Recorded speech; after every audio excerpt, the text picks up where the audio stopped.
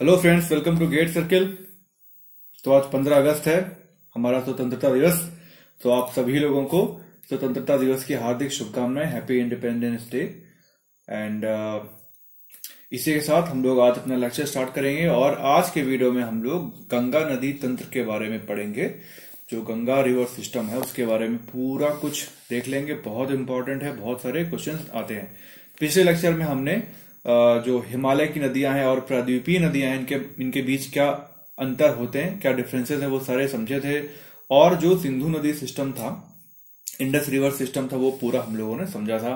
कौन कौन सी ट्रिब्यूटरीज थी, है ना, सतलज, झेलम, चेनाब, रावी, व्यास, सबके बारे में हमने बहुत ही डिटेल में जानकारी ली थी।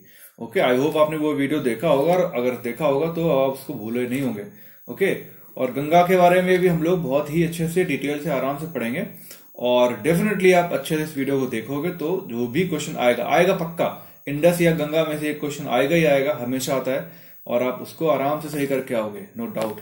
ठीक है, तो ये जो हमारा क्रैश कोर्स चल रहा है, तो अगर आप इसको ज्वाइन करना चाहते हैं तो आप इस नंबर पर कांटेक्ट कर सकते हैं। और ये आई थिंक आखिरी लेक्चर होगा ये आपके सैंपल वीडियोस का, बिकॉज मैंने भी इनको ओपन रखा हुआ है, बिकॉज 15 अगस्त was the last date to join this course. So इसलिए मैं अभी तक जो कुछ भी अपलोड कर रहा था वो सब कुछ ओपन था। तो इस वीडियो के बाद मोस्ट प्रॉब्ली मैं जो कुछ भी अपलोड करूंगा for this Gate Circle UPPSC crash course, वो सब कुछ अब पेड मेंबर्स के लिए ही अवेलेबल होगा। सिर्फ करंट के वीडियोस होंगे जो आप सभी लोगों को मिलेंगे जैसे मिलते थे हमेशा से। तो उसमें कोई चेंज नहीं है, मतलब कुछ ऐसा नहीं कर दिया है कि मैं लाइक सब पेड कर चुका हूं। नहीं, करंट को जो कुछ भी देता था वो सारा कुछ फ्री है। तो जो मेरे सब्सक्राइबर थे जो करंट के लिए मुझे देखते थे, they will get all the current affairs videos as usual. Okay, तो अभी अपन गंगा नदी तंत्र के बारे में पढ़ेंगे। तो सबसे पहले हम ये देखते हैं कि गंगा नदी जो है उसका उद्गम कहां से हुआ। ठीक है, तो गोमुख के निकट गंगोत्री हिमनद, हिमनद मतलब ग्लेशियर। ठीक है, तो गंगोत्री ग्लेशियर से इसका उद्गम हुआ था उत्तरकाशी जिले में। ओके, तो यहां पर ये जो नदी निकलती है, गंगोत्री से जो धारा निकलती है, उसको भागीरथी के नाम से जाना जाता है। देखो, गंगा एज सच किसी भी ग्लेशियर से गंगा नहीं निकली। ठीक है, पहले कुछ नदियां निकली हैं, आपस में मिली हैं, इन सबके मिलते मिलते आखिरी एक धारा जो आती, सारा कुछ मिलने के बाद वो होती है गंगा। ठीक है, तो उसके पहले तमाम सारी जो धाराएं थी, है ना, तो वो कौन कौन सी थी वो हम सब पढ़ लेंगे, कौन कहाँ मिलती है और उस जगह का क्या नाम है। और इससे बहुत सारे क्वेश्चन पूछे जाते हैं, इसको आप ध्यान रखिएगा। ठीक है, तो गंगोत्री हिमनद से निकलती है भागीरथी। ठीक है, और इसी प्रदेश में मतलब उत्तराखंड में ही एक दूसरी धारा बहती है जिसका नाम है अलकनंदा। दूसरी नदी है, ये एक पूर्ववर्ती नदी है, एंटीसीडेंट रिवर है, जिसके बारे में बताया मैंने इनकी क्या प्रॉपर्टीज होती है। ठीक है, ये अपना मार्ग चेंज नहीं करती हैं। कोई पहाड़ वगैरह बीच में आता है तो उसको काट के अपना जो पूर्व मार्ग होता है उसको मेंटेन करती हैं। ठीक है, तो इन नदियों को बोलते हैं पूर्ववर्ती नदी। ठीक है, तो अलकनंदा होती है एक, और एक भागीरथी होती है। तो यहां से इनकी कहानी चलती है। ठीक है, तो ये जो अलकनंदा है पूर्ववर्ती नदी है, जो हिमालय को काट कर अपने सकरे गार्ज का निर्माण करती है। ठीक है, तो देवप्रयाग में अलकनंदा और भागीरथी दोनों मिलती हैं। कहां पर मिलती हैं? देवप्रयाग में। याद रखिएगा, इट इज इंपॉर्टेंट। तो देवप्रयाग में जब Alaknanda and Bhagirathi A and B दोनों मिलती हैं तो क्या बन जाता है? जी। ठीक है, तो A and B means Alaknanda और भागीरथी जब मिलती हैं तो वहां पर गंगा कहलाती है, और ये होता कहां पर? देवप्रयाग में। यहीं से दोनों की संयुक्त धारा का नाम गंगा हो जाता है। ठीक है, तो ये तो आप समझ गए कि गंगा का नाम किन दो नदियों के मिलने से दिया जाता है, अलकनंदा और भागीरथी। कहां पर? देवप्रयाग। ओके, अब हम आगे बढ़ेंगे। तो अलकनंदा नदी का उद्गम स्थल कहां पर है? संतोपत हिमानी। ठीक है, तो अलकनंदा का कहां पर है? संतोपत हिमानी, मतलब संतोपत ग्लेशियर से हुआ था, और भागीरथी का गंगोत्री से। ठीक है, अब देखिए, ये जो कुछ और भी जो धाराएं हैं, जो छोटी छोटी सी नदियां हैं, तो उनका भी संगम होता है, तो वो सारे भी बहुत इंपॉर्टेंट है। ठीक है, तो ये आपका था गंगोत्री, यहां से निकली भागीरथी, सीधे आके देवप्रयाग पर अलकनंदा। ये जो धारा आ रही ना, ये वाली अलकनंदा, इसमें मिलती है देवप्रयाग में और यहां से ये बन जाती है गंगा। ओके, अब देखिए कि ये जो है केदारनाथ से निकलती है मंदाकिनी, ठीक है, बद्रीनाथ से निकलती है आपकी अलकनंदा, ठीक है, संतोपत ग्लेशियर यहीं पे है, तो यहां से निकलती है और उसके पास से ही एक छोटी सी नदी आती है धौली गंगा। तो बद्रीनाथ से निकलने वाली अलकनंदा और धौली गंगा ये मिलती है विष्णु प्रयाग पे। अलकनंदा एंड धौली गंगा मिलती है कहां पर? विष्णु प्रयाग से, याद रखिएगा। इसके बाद फिर अलकनंदा आगे बढ़ती है और अलकनंदा में अगली नदी आगे मिलती नंदाकिनी। तो अलकनंदा और नंदाकिनी ये कहां मिलती? नंद प्रयाग पे। इसको याद करना बहुत, देखो एक सब में कॉमन है, अलकनंदा सभी में कॉमन है, ठीक है, अलकनंदा सब में कॉमन है, इधर के नाम चेंज होते आते हैं और उन जगह के नाम चेंज होते आते हैं। तो धौली गंगा सबसे पहली है, वो मिलती है विष्णु प्रयाग में। नंदाकिनी दूसरी आती है, तो नंदाकिनी से नंद प्रयाग में, ठीक है। तीसरी आती है पिंडर नदी, है ना, तीसरी आती है पिंडर नदी, वो अलकनंदा कहां पर मिलती है? कर्ण प्रयाग में, ठीक है।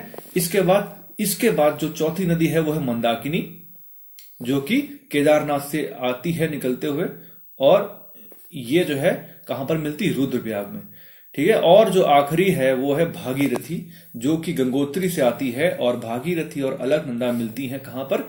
देवप्रयाग में, और इसके बाद इनका नाम हो जाता है Ganga. Okay, very good, clear हो गया एकदम से अच्छे से। इनको आप नोट कर लीजिएगा अपने नोट्स में, और ये पूछे जाते हैं अक्सर परीक्षा में। ओके, अब देखो सबसे ज्यादा जो गंगा की दूरी है, मतलब सबसे बड़ी लंबाई कहां पर है? सबसे ज्यादा उत्तर प्रदेश में, 1140 किलोमीटर लंबी है गंगा उत्तर प्रदेश में। इसके बाद सेकंड नंबर पे आती है पश्चिम बंगाल में 520 किलोमीटर। इसके बाद 445 किलोमीटर बिहार में है, और उत्तराखंड में 310 किलोमीटर। तो ये क्वेश्चन यहां से पूछा जाता है, सबसे ज्यादा लंबाई कहां, किस स्टेट में है इनकी गंगा की? तो वो है उत्तर प्रदेश में। और कई बार आपको ये सीरियल अरेंज करने में भी आ जाएगा, ठीक है, तो ये इसका क्रम भी याद रखिएगा, कहां से कहां। ओके, ठीक है। अब देखेंगे गंगा प्रारंभ में दक्षिण की दिशा में बहती है, और इसके बाद फिर दक्षिण पूर्व में और फिर पूर्व में बहती हुई पश्चिम बंगाल पहुंचती है। तो गंगा और हुगली नाम की दो प्रमुख वितरिकाओं में बट जाती है, ठीक है, समझ गया ना। तो जब ये पश्चिम बंगाल पहुंचती है तो दो पार्ट्स में डिवाइड हो जाती है, एक तो अपनी हुगली आ गई, ठीक है, एक ये हुगली, और दूसरी जो ये गंगा है, ये जब बांग्लादेश में पहुंचती है तो इसको वहां पर पद्मा बोला जाता है, ठीक है, पद्मा।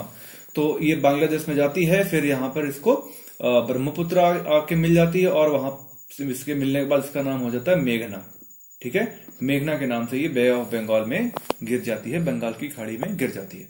ओके, तो ये कहानी है। मुख्य धारा बांग्लादेश चली जाती है, और वहां से पहले ये पद्मा इसका नाम होता है, बाद में ब्रह्मपुत्र से मिलने के बाद इसका नाम हो जाता है मेघना। ब्रह्मपुत्र को बांग्लादेश में क्या बोला जाता है? सूरमा, है ना, इसको सूरमा बोलते हैं ब्रह्मपुत्र को बांग्लादेश के अंदर। तो सूरमा और पद्मा और सूरमा ये आपस में मिलके मेघना बन जाती है, और मेघना के नाम से ही बे ऑफ बंगाल में, बंगाल की खाड़ी में गिर जाती है। ओके, सो ये है हमारी गंगा, ठीक है।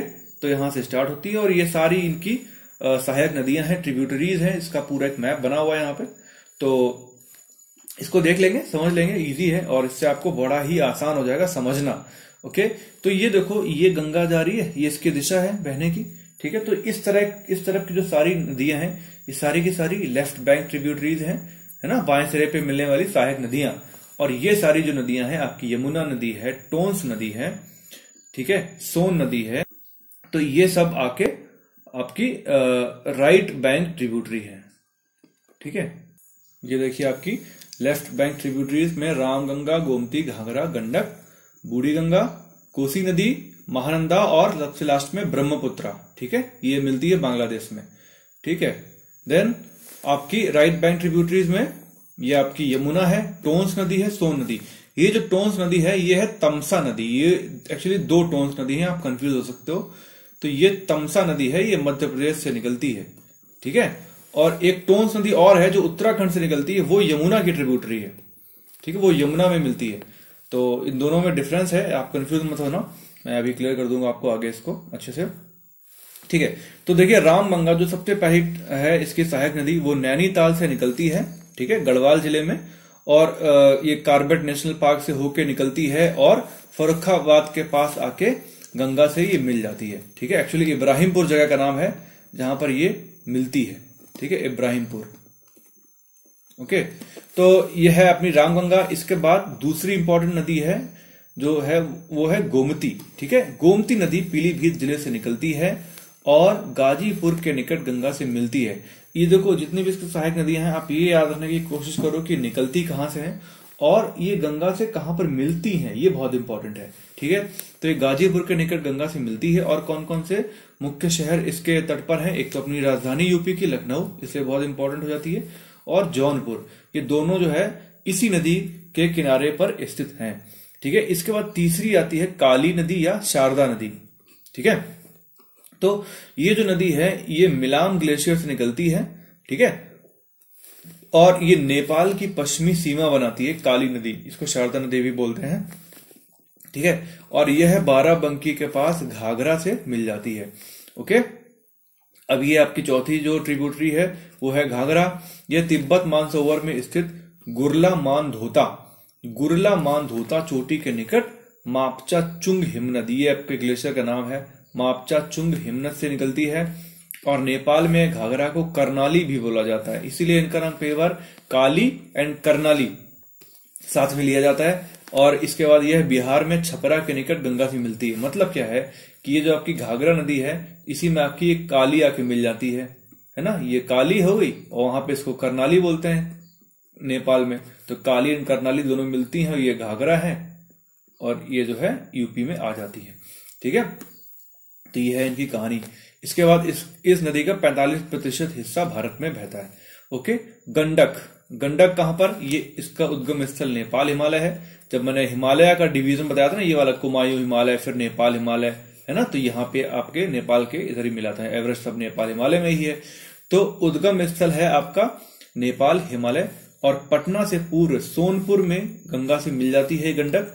ठीक है, गंडक नदी पर बिहार नेपाल का एक संयुक्त उद्यम गंडक जल विद्युत परियोजना स्थित है। ठीक है, इसके बाद है बूढ़ी गंगा भारत और नेपाल की सीमा के निकट सुमेर पहाड़ियों से निकलकर गंगा में मिलती है। इसके बाद ये बहुत इंपॉर्टेंट ट्रिब्यूटरी है आपकी कोसी नदी। ठीक है, ये जो है 7 धाराओं से मिलकर बनी है। 7 धाराएं हैं जब नेपाल से निकलती हैं, तो ये 7 धाराएं आपस में मिल जाती हैं और तब इसको सप्तकोसी बोलते हैं। और इन सभी 7 धाराओं में सबसे मुख्य धारा का नाम है अरुण। ठीक है, और ये एक पूर्ववर्ती नदी है, बताया क्या होती है पूर्ववर्ती नदी। ठीक है, तो ये 7 धाराएं मिल जाती है, इसलिए इसको सप्तकोसी भी कहते हैं। अगर आपसे पूछा जाए कि सप्तकोसी किस नदी को कहते हैं तो आप बड़े आसानी से बता पाओगे, कोसी नदी। 4 ऑप्शन दे दिए जाएंगे, घाघरा, गंडक, कोसी और महानंदा। तो आप याद रखना, Saptakosi is the Kosi. Okay, then यह महाभारत श्रेणी तथा शिवालिक को काटकर बिहार के मैदान में प्रवेश करती है। ओके, और यह नदी सबसे इंपॉर्टेंट पॉइंट है ये वाला, यह नदी अपना मार्ग बदलने के लिए प्रसिद्ध है, इसलिए इसे बिहार का शोक भी कहा जाता है। क्योंकि ये अपना मार्ग बदलती है और इसकी वजह से बहुत बाढ़ आती है, फ्लड आती है इसमें बिहार के अंदर, इसलिए इसको बिहार का शोक कहा जाता है। बिहार में काढ़ा गोला या कुरसेला नाम के स्थान पर यह गंगा से मिल जाती है। ओके, इसके बाद है महानंदा। यह दार्जिलिंग की पहाड़ियों से निकलती है और भारत में यह गंगा के बाएं तट पर मिलने वाली अंतिम सहायक नदी है, लास्ट है जो इंडिया में कोई भी सहायक नदी गंगा से मिलती है। क्योंकि जो नेक्स्ट रिवर जो गंगा से मिलती है वो है ब्रह्मपुत्र और वो मिलती है बांग्लादेश में। So Mahananda is the last river, ठीक है, to meet Ganga at the left bank. Okay, अब आगे देखेंगे दाएं तट पर मिलने वाली सहायक नदियां। ओके, तो इसमें जो सबसे मुख्य सबसे इंपॉर्टेंट सहायक नदी है जो गंगा की वो है यमुना। ठीक है, तो यमुना नदी दाएं तट पर मिलती है, गंगा की सबसे बड़ी और सबसे महत्वपूर्ण सहायक नदी है। और ये कहां से निकलती है? यमुनोत्री ग्लेशियर से निकलती है। ठीक है, यमुनोत्री ग्लेशियर से निकलती है, बंदरपूछ श्रेणी में होता है ये यमुनोत्री ग्लेशियर, और गंगा से इलाहाबाद के निकट दाएं तट पर मिलती है।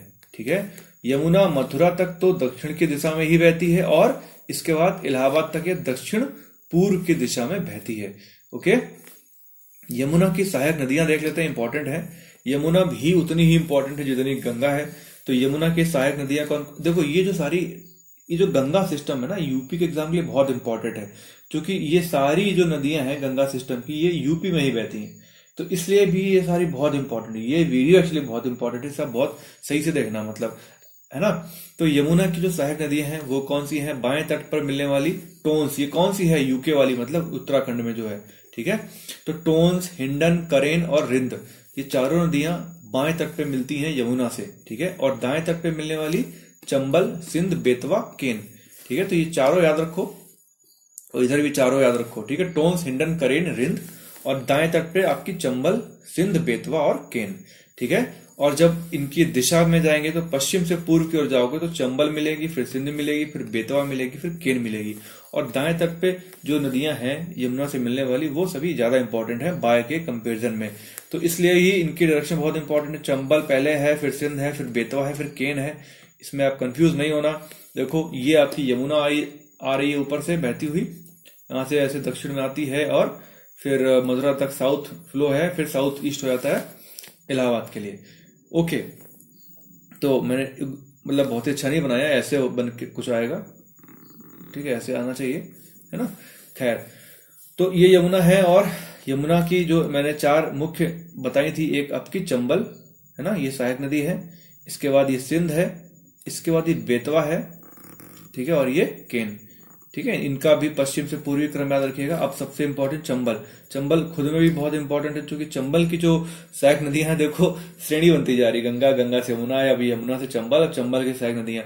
तो वो चंबल की सहायक नदियां देखो 4 हैं, बहुत इंपॉर्टेंट है।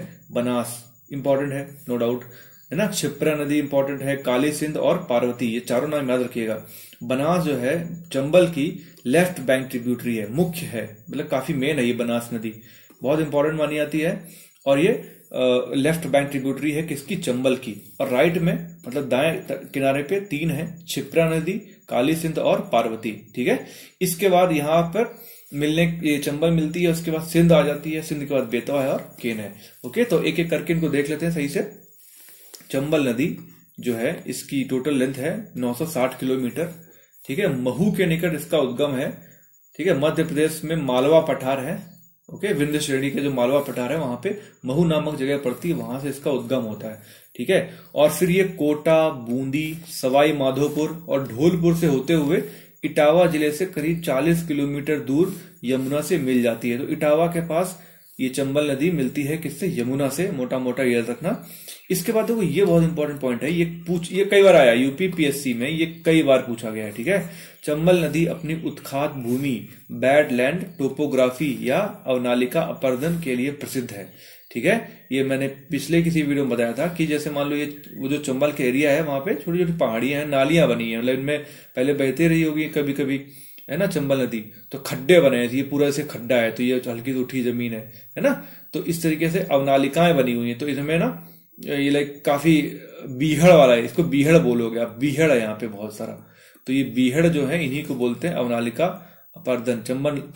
ये आपकी चंबल नदी ने ये ऐसे बना रखे हैं, ठीक है। तो ये बहुत पूछा जाता है कि कौन सी नदी अवनालिका अपर्दन के लिए प्रसिद्ध है, तो चंबल नदी कई बार पूछा गया। जो घटना चक्र है उसमें देखोगे तो आपको यही क्वेश्चन कम से कम 5-6 बार लिखा मिल जाएगा, ठीक है। और ये जो है बनास नदी जो इनकी लेफ्ट बैंक ट्रिब्यूटरी है, बाएं सिरे की मुख्य नदी, ये अरावली की पहाड़ियों से निकलती है, इतना याद रखो, मुख्य सहायक नदी है। इसके बाद काली सिंध और पार्वती ये दाएं सिरे की सहायक नदियां हैं, एक क्षिप्रा नदी भी थी, ठीक है।